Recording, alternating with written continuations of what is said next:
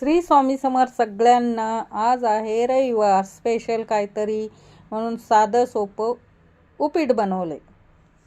मस्तपैकी हा लाल वाटीभर रवा लालसर भाजून घेतला. आता गॅसची बचत करायची म्हटलं तर काहीतरी करायला लागेल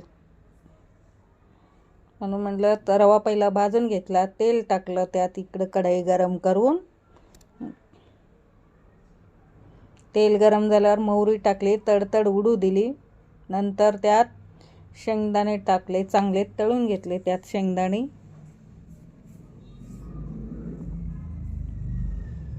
मग नंतर कांदा टाकला, चिरून घेतला. त्या कांदा, कोथिंबीर, हिरवी मिरची सगळं चिरून घेतले, टाकले. वरून थोडं मीठ टाकलं म्हणजे कांदा नरम होतो लवकर.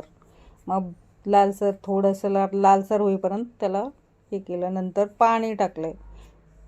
वाटीवरच्या याला 1 ग्लास 1.5 ग्लास पाणी टाकलं. मस्त हिरवीगार आपली कोथिंबीर उकळू दिलं, चांगलं उकळायचं. मग भाजलेला रवा त्यात टाकायचा थोडा थोडा, नाहीतर गुठळ्या होतात.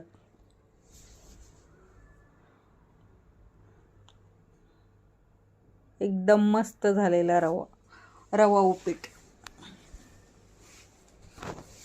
मग त्यातलं पाणी आटू दिलं मस्तपैकी. वरून थोडी आणि कोथिंबीर टाकली.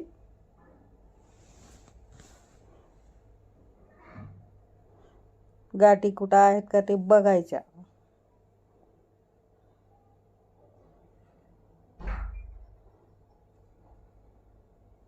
कोथिंबीर टाकून परत एकदा हलवून ताट झाकून ठेवायचं. वाफेवर शिजवत थोडं वाफ येऊ द्यायची. बघा मस्त वाफ आली. झटपट उपीट.